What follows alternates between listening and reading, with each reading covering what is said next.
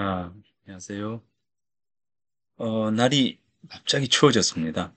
따뜻하다가, 추워져서, 옷을 또 급히 더 바꿔 입고, 그렇습니다. 이 환절기에, 건강 조심하시고요.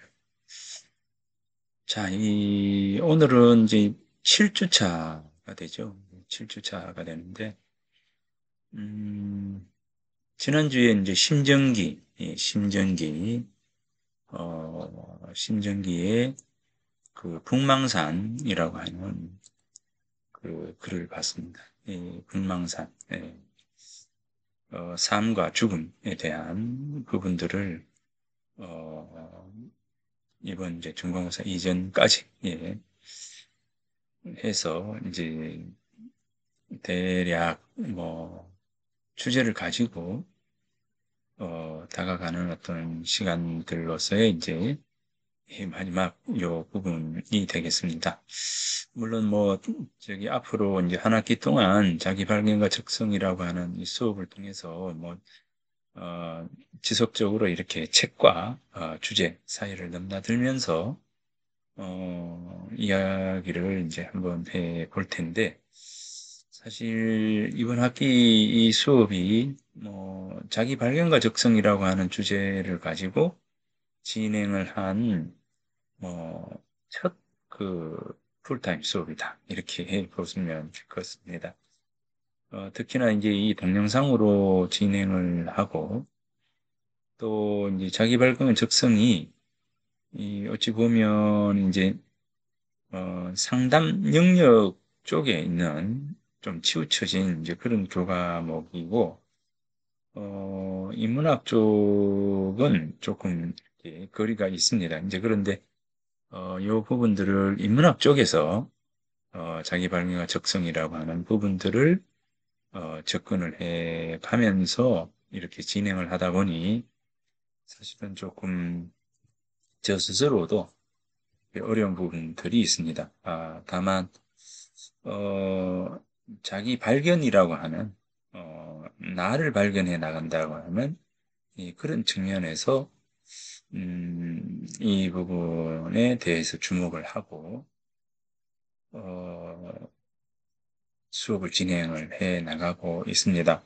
그래서 좀 어려운 어떤 음, 부분이지만 나름 이제 그 어떤 방향성을 가지고 진행을 해 나가고자 합니다.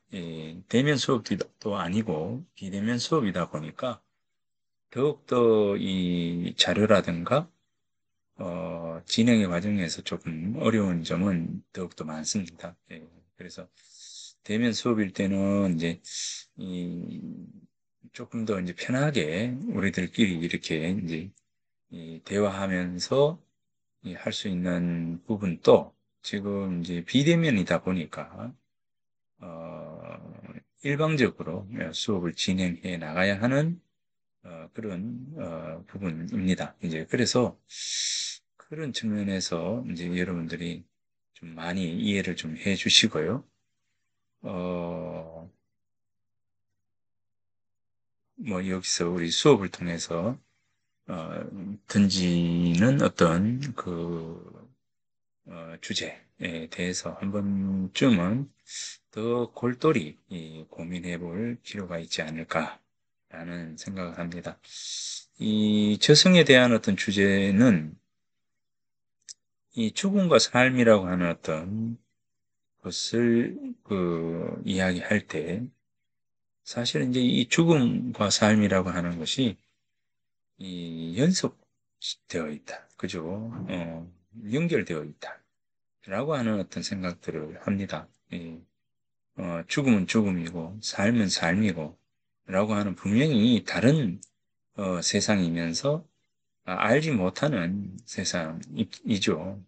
근데 사실은 현실을 우리가 딛고 살고 있지만, 현실조차 우리가 잘 모릅니다. 그냥, 내가 살고 있으니, 이 현실을 손에 잡히는 무언가로서 인식할 뿐이지, 사실은 지금 이 시간 이후에, 무슨 일이 일어날지, 어떤 그 부분들이 펼쳐질지 아무도 알 수가 없는 것이거든요. 저승도 마찬가지라 생각합니다. 죽음의 세상도 결국 이렇게 생각한다면 삶의 연장선에 불과하다라고 하는 것이죠. 다만 이 공간과 저 공간이 다를 뿐이다는 거죠. 다를 뿐이다. 우리가 살고 있는 이 공간은 어, 미래를 예감할 수 있는 어떤 뭐 정도? 그 예감이 적중하리라라고 생각은 안 하죠. 그냥 다만 현실을 살고 있을 뿐입니다. 그러니까 우리는 현실을 살고 있거든요. 미래를 사는 것이 아니라 현실을 살고 있습니다. 그런데 우리는 현실을 살고 있지만 늘 과거에 근거해서 과거에 기인해서 삶을 살아가고 있습니다.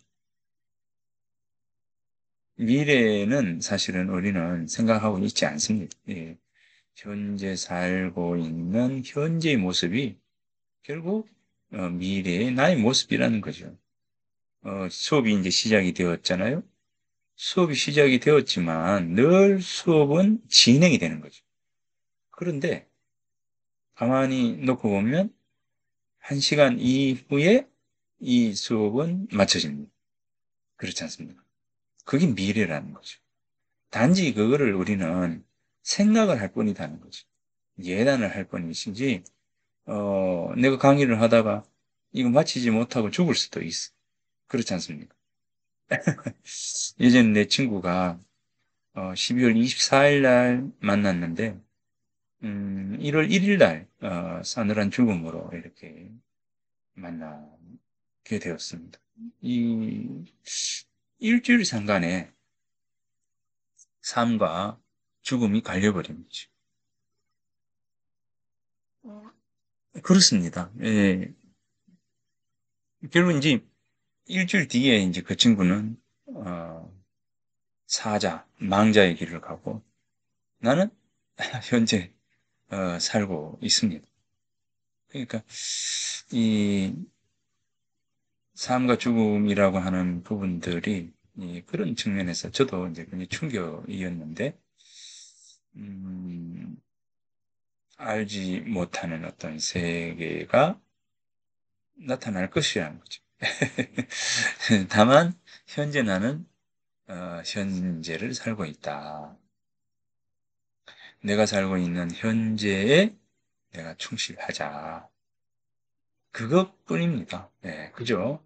내가 지금 나의 일에 대해서 주목하고 내 일에 대해서 최선을 다하고 그 일을 해 나가는 것이죠. 이제 그러면 그 일이 하나의 일들이 끝나고 한 학기가 마쳐지고 또 다른 학기가 시작이 되고 또 다른 학기가 마쳐지고 이런 것이죠. 그런 어떤 과정 속에서 우리는 2년, 3년, 4년을 전망하고 기대하고 이런 겁니다. 그리고 이제 이런 일이 있었지, 이제 내가 이런 일을 했지, 뭐 이런 부분들, 과거에 대한 부분입니다. 그래서 현재 우리가 현실을 살아가는 우리다라고 하는 부분들입니다. 그런 측면에서 이제 삶과 죽음은 동떨어진 것이 아니라 연속된 것이다라고 하는 그런 측면에서 이 지옥이라고 하는 이 저승이라고 하는 키워드를 가지고 한번 이야기를 해 보고자 하는 부분입니다. 그래서 이제 저승에 대한 이야기들, 불교에서는 저승 세계를 많이 이야기하고 있습니다. 그래서 이 절에 가면 탱화로 어, 지옥에 대한 것을 이제 그려 놓았죠. 근데 묘한 거는 지옥을 그려 놓으면서 그 옆에 춤추는 이런 모습도 그려져 있고요. 일상의 삶을 살아가는 모습들도 있습니다. 그러니까 이 저승의 세계라고 불교에서 이야기하는 저승의 세계는 곧 일반 사람들도 살고 있으면서 그 나쁜 짓을 한 사람이 죄를 받는 그런 어떤 곳이기도 하더라고요.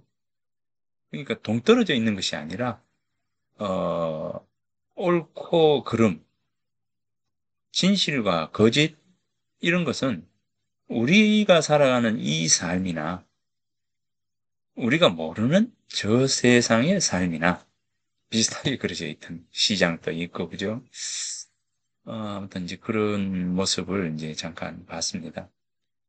그러면서 이제 공간, 현실이라고 하는 공간과 죽음 이후의 공간이라고 하는 이 공간에서 저 공간으로 넘어갈 때에 대한 모습들이 예, 불교에서는 잘 그려져 있죠.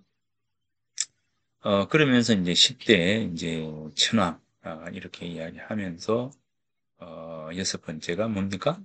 염라대왕이라고 하는 부분입니다. 그래서 이제 인간이 죽으면 뭡니까? 333 갑자기 이 물길을 지나죠.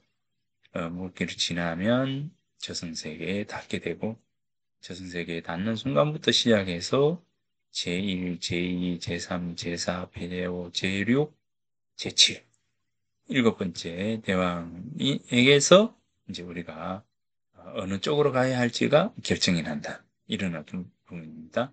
그러면은 이제 음, 7주자 되는 77에 49, 49제가 맞춰지는 그 주에 우리는 지옥으로 갈 것인지 천국으로 갈 것인지 우리의 목적지가 정해진다는 것이죠. 예, 그래서 지난 시간에도 저승세계가 있을까 없을까를 우리가 이제 생각을 했을 때 저승세가 없다면 이런 어떤 저승세가 있다면 이런 과정 속에서 우리가 이제 이 이야기를 해볼 때 결국 있다고 생각하고 살아가는 것이 조금이라도 더 낫다는 겁니다.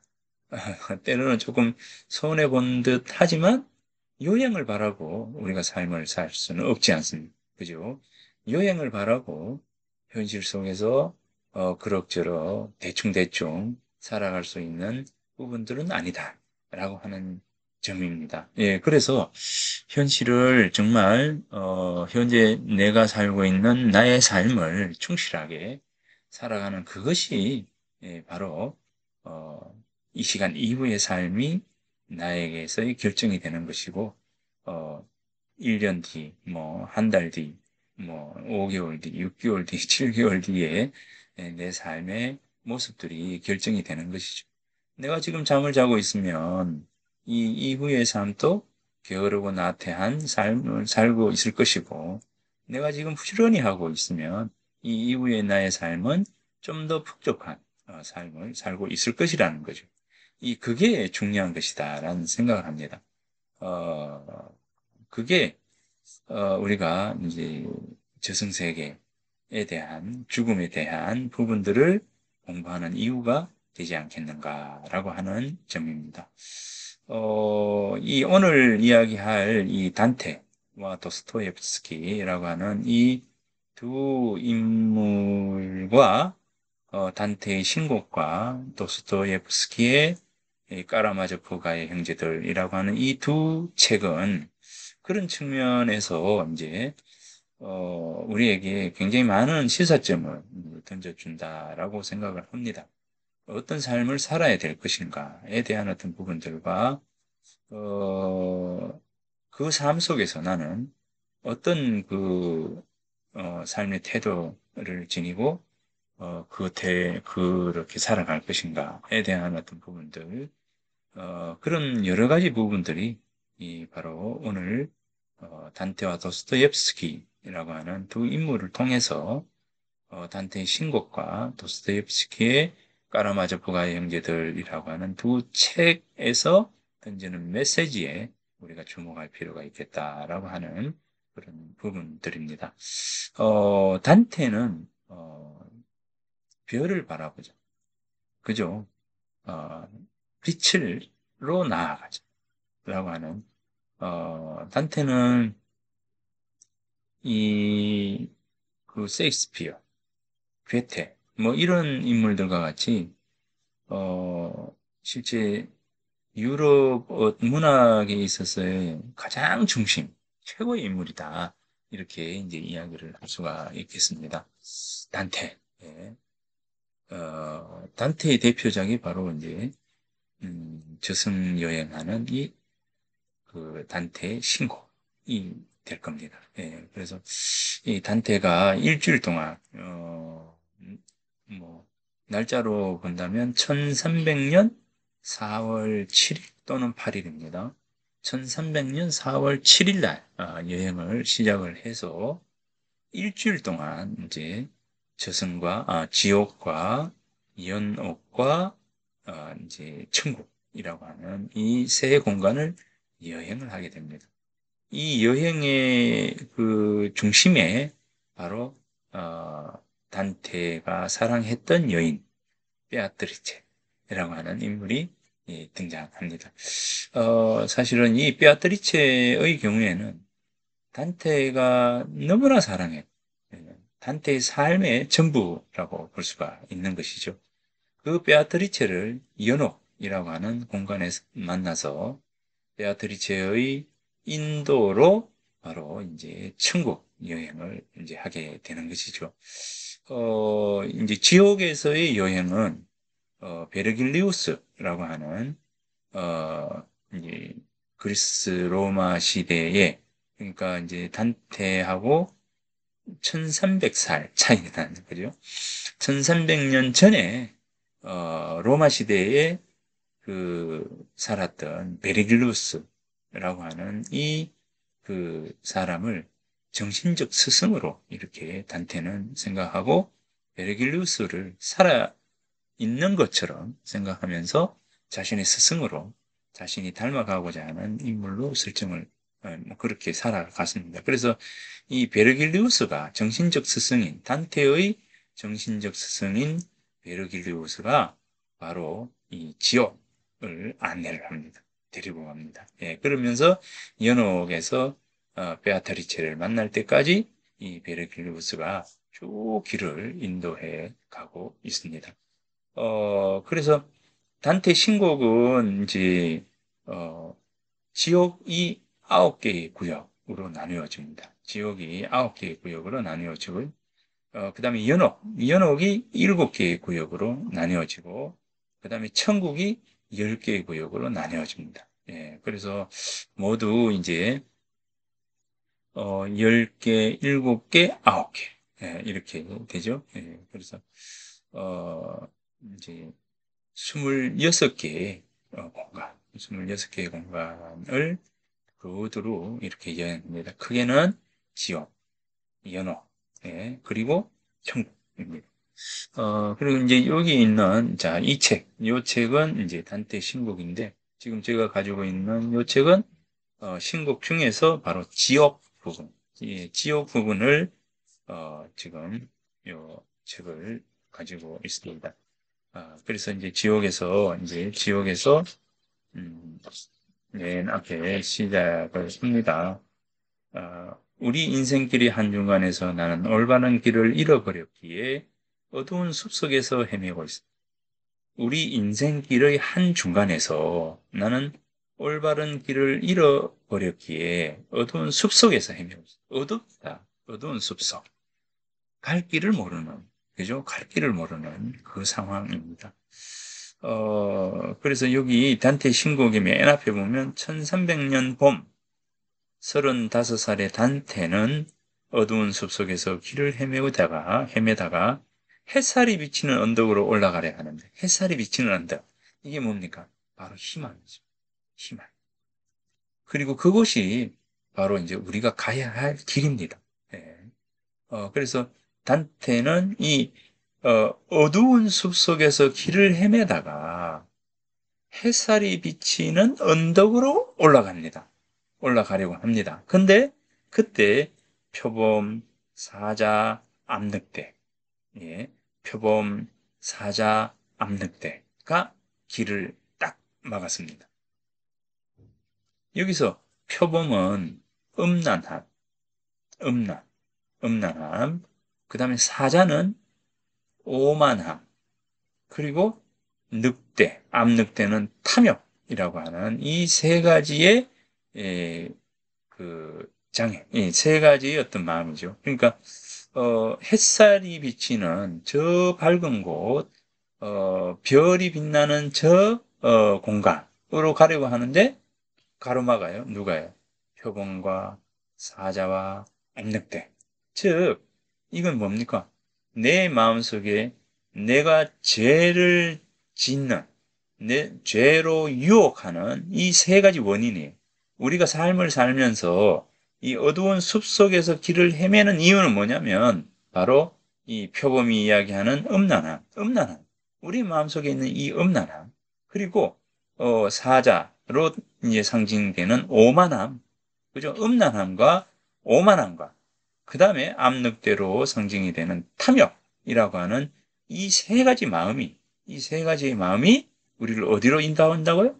어두운 숲으로 인도한다.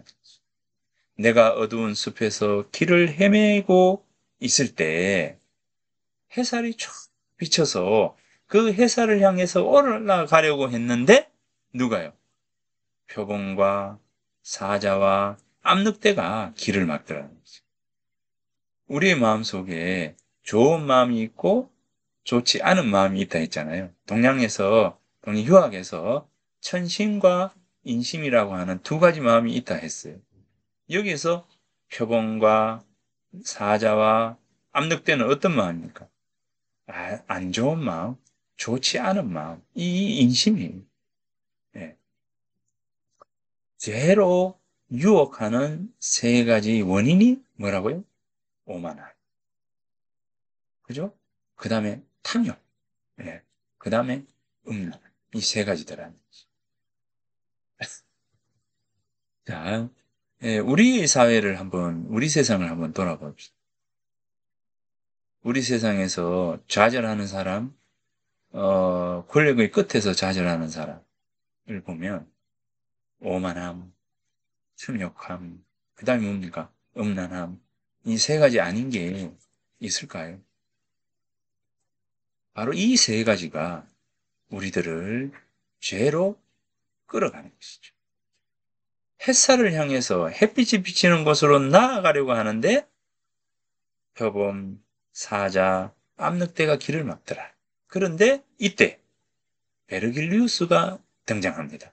베르길리우스가 나타나 언덕 위로 올라가기 위해서는 다른 길, 즉 저승세계를 거쳐가야 한다고 말한다. 자, 어, 햇빛이 비치는 곳으로 쭉 나아가려고 하는데 사자, 암늑대, 그 다음에 표범이 길을 막아요. 그래 갈 수가 없잖아요. 앞으로 못 가잖아요. 그래 이때 누가 길을 인도합니까? 베르길리우스. 단테의 정신적 스승인 베르길리우스가 나타납니다. 그 베르길리우스 나타나서 뭐라고 하느냐 하면 햇빛이 있는 곳으로 가기 위해서는 이 길만이 있는 것이 아니라 바로 이렇게 가는 길이 있다. 즉 지옥을 거쳐서 연옥을 거쳐서 뭐 천국으로 갈 수가 있다라고 하는 겁니다. 그 길을 바로 베르길리우스가 인도를 합니다. 자, 그래서 그때 베르길리우스가 나타나 언덕 위로 올라가기 위해서는 다른 길, 즉 저승세계를 거쳐가야 한다고 말한다. 그래하여 단테는 베르길리우스의 안내를 받아서 저승 여행길을 떠난다. 이게 단테의 신곡에서 일곡, 지옥의 맨 첫 번째 일곡에서의 시작이 이렇게 나타나요. 1300년 봄, 35살의 단테는 어두운 숲속에서 길을 헤매고 있다가, 길을 잃고 헤매다가 햇살이 비치는 언덕으로 올라가려고 하는데 표범, 사자, 암늑대가 길을 가로막는다. 그때 베르길루스가 나타나 언덕 위로 올라가기 위해서는 다른 길, 즉 저승세계를 거쳐가야 한다고 말한다. 그리하여 단테는 베르길루스의 안내를 받아서 저승 여행길을 떠난다. 이렇게 맨 앞에 이렇게 이제 그 글의 시작을 이렇게 합니다. 그리고는 이제 우리 인생길의 한중간에서 나는 올바른 길을 헤매다가 올바른 길을 잃어버렸고, 우리 인생의 한 중간에서, 나는 올바른 길을 잃어버렸기에 어두운 숲속에서 헤매고 있었다. 이 1300년 35살, 예, 헤매고 있었다. 아, 얼마나 거칠고 황량하고 험한 숲이었는지 말하기 힘든 일이니 생각만 해도 두려움이 돼서 우리가 뭐 삶을 살면서 좌절하고 그죠? 어, 뭐 저도 뭐 30살 무렵에 좌절하고 삶의 방향성을 잃고 헤매던 때가 있었죠. 이제 그때 저는 이제 논어라고 하는 어떤 책을 통해서 삶의 방향성을 다시 잡았다라고 생각을 합니다. 예, 그래서 어찌 보면 이제 내 삶 속에서 이, 이 어떤 방식으로 가야 할까에 대한 부분들을 고민을 하고 또 그런 어떤 고민들 속에서 이 정말 많은 어떤 이 좌절들을 겪었죠. 이제 30살 무렵. 그러다가 이제 어, 몇 년의 이제 그 방황을 지나서 이제 또 다른 삶의 목표를 정하고 뭐 또 다른 삶의 목표 그렇죠. 그래서 아무튼 그렇습니다. 우리 인생길의 한 중간에서 나는 올바른 길을 잃어버렸기에 어두운 숲속에서 헤매고 있었다. 아, 얼마나 거칠고 황량하고 험한 숲이었는지 말하기 힘든 일이니 생각만 해도 두려움이 되살아난다. 그죠? 생각만 해도 이 글을 맨 처음에 읽으면 과거의 내가 떠올라요. 30살 무렵에 단테가 35살에 이런 방황을 하고 했는데 저는 어, 30살 무렵이죠. 30살 무렵에 어디로 가야 할까? 어느 쪽으로 가야 할까? 이제 그런 고민들을 했습니다. 혼자서 상당히 많은 시간 그런 고민들을 하면서 방황을 했던 적이 있습니다. 그래서 저는 이 단테를 어, 이해할 수가 있고 비슷한 시기에 제가 좀 더 어릴 때였네요. 예. 얼마나 거칠고 황량하고 험한 숲이었는지 말하기 힘든 일이니 생각만 해도 두려움이 되살아난다. 죽음 못지않게 쓰라린 일이었지만 거기에서 찾은 선을 이야기하기 위해서 내가 거기서 본 다른 것들을 말하련다.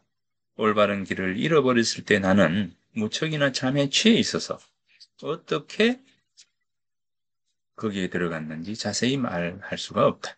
하지만 떨리는 내 가슴을 두렵게 만들었던 그 계곡이 끝나는 곳. 계곡이 어디입니까? 어두운 숲속이죠. 계곡이 끝나는 곳. 언덕 발치에 이르렀을 때 나는 위를 보았고 사람들은 각자의 올바른 길로 인도하는 행성의 빗살에 둘러싸인 언덕의 등성이가 보여. 이게 중요합니다.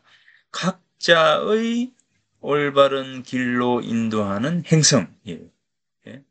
각자의 길을 어떤 길입니까? 올바른 길이죠. 각자가 가야 할 올바른 길로 인도하는 행성.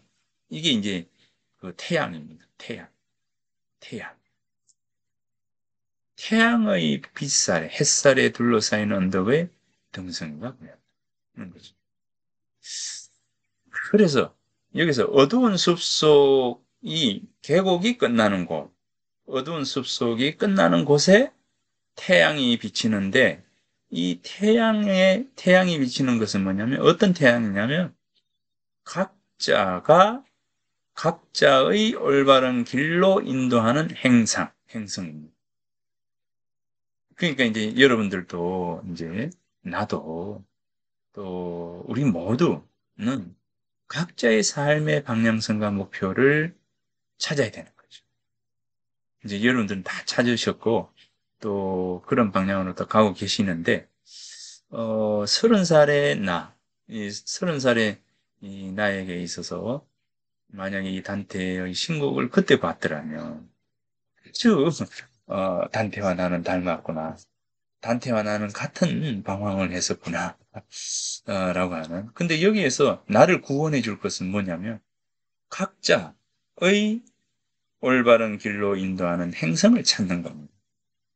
태양, 그죠? 각자의 올바른 길로 인도하는 행성.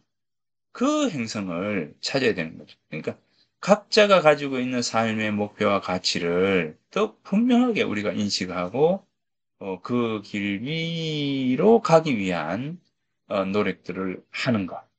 이것만이 우리가 이제 빛이 있는 언덕을 갈 수 있는 가장 중요한 바탕이다. 그렇게 놓고 보면 이제 단테가 걸어갔던 지옥, 단테가 걸어갔던 연옥, 단테가 찾았던 천국이라고 하는 천국 베아트리체가 있는 사랑하는 여인이 있는 베아트리체가 있는 그 천국을 만난 것은 바로 이 단테에게는 어두운 길, 즉 지옥을 가면서 지옥에 이제 있는 지옥에는 이제 어떤 9개의 지옥이 있다 했잖아요. 이 9개의 지옥이 있는데 이 9개의 지옥은 어떤 지옥이냐면 볼까요? 맨 첫 번째 지옥에는 이제 이 여기는 이제 맨 첫 번째 지옥은 죄를 짓지는 않았지만, 여기 이제 단테는 확실한 크리스찬입니다. 이제 그러니까, 어, 죄는 짓지 않았지만, 종교, 즉, 그리스도교를 몰랐는 사람이 바로 첫 번째 지옥에 있는 거예요. 요거는 이제, 우리는 이제 불교도잖아요. 불교도니까 이제, 이 불교라고 하는 어떤, 부분에서 놓고 본다면, 불교를 몰랐던 사람이 되겠죠.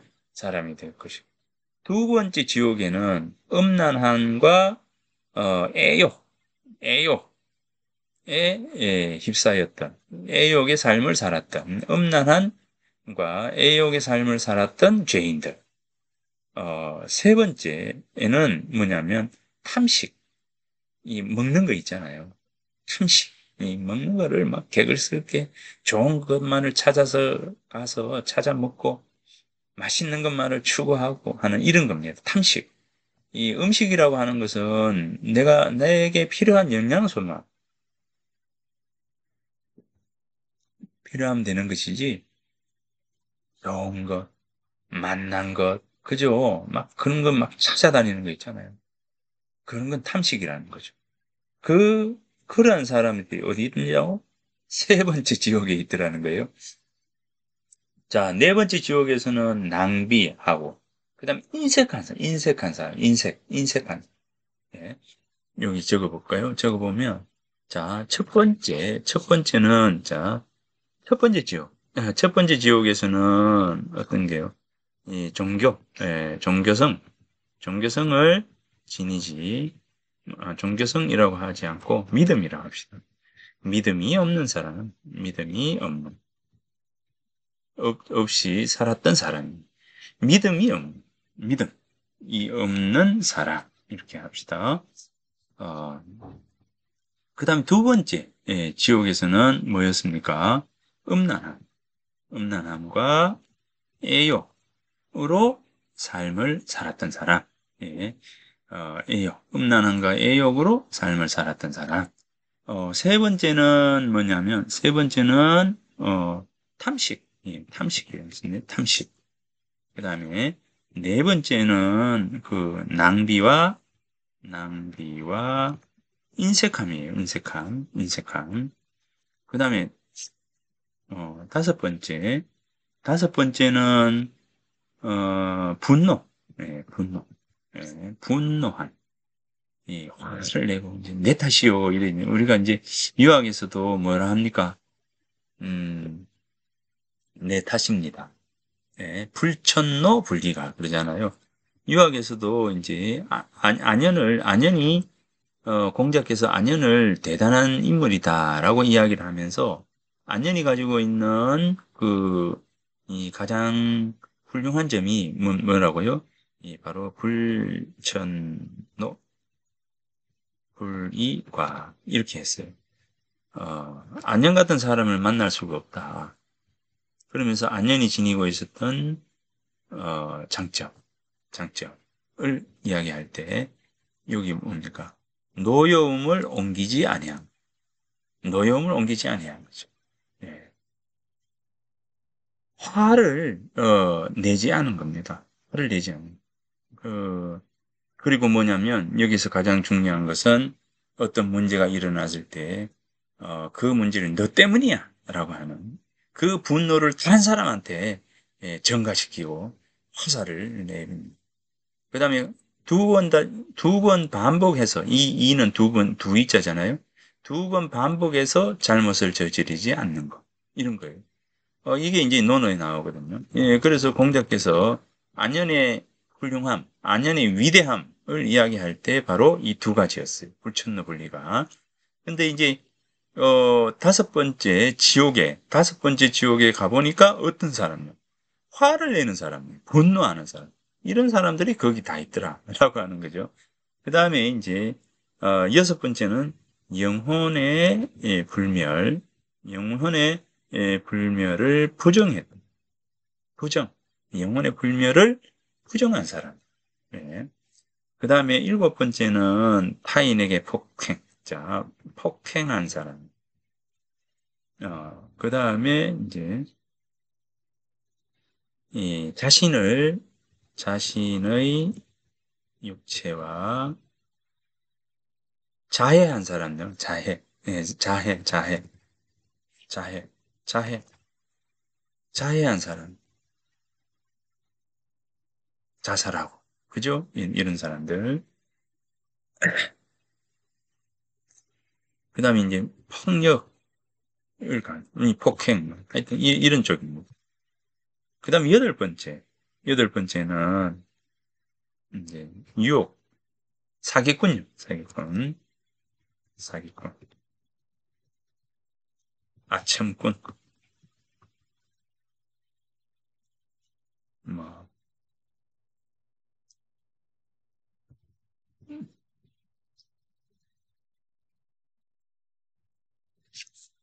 사리사욕, 이 사기꾼, 아첨꾼에 자기에게 유익한 대로 살아가는 사람.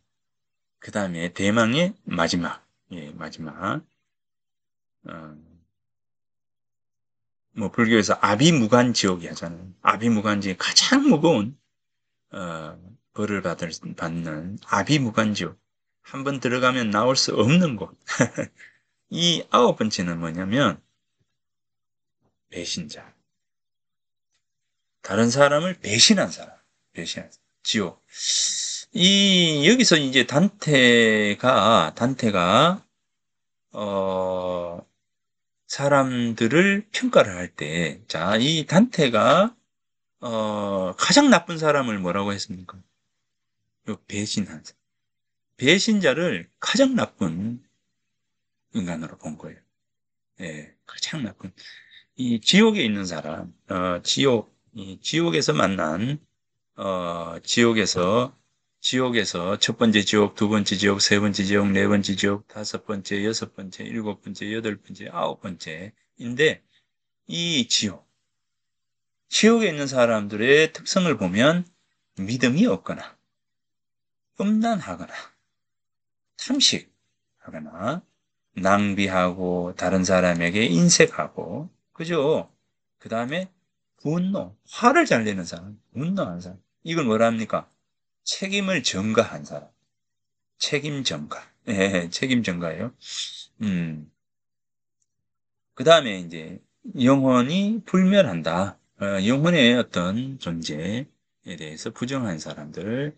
그 다음에 폭행, 그리고 자해, 예. 그 다음에 폭력을 행사하는 이런 사람들. 그 다음에 여덟 번째가 사기꾼, 아청꾼, 사리사욕을 채우는 자. 이런 사람.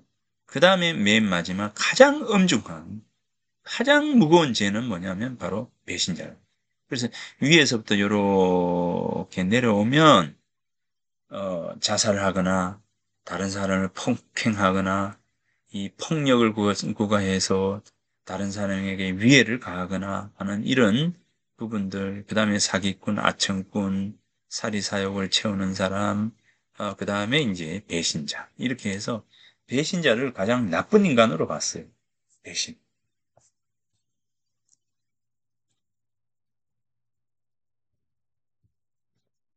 이렇게 쭉 지옥을 이제 다닙니다. 나와서 이 배신자를 보고 이제 언덕으로 쫙 올라가는데 언덕으로 올라가요. 언덕 올라가서 이제 연옥이라고 하는 곳으로 이제 가게 됩니다.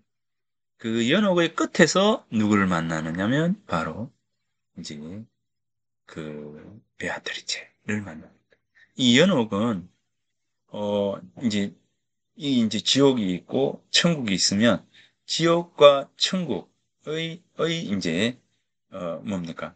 넘어갈 수 있는 그런 이제 공간이죠. 이 공간에는 죄 지은 사람도 있고 죄를 안 지은 사람도 있고 그러니까 지옥에서 천국으로 가는 그 길목이 바로 연옥이다라고 하는 겁니다.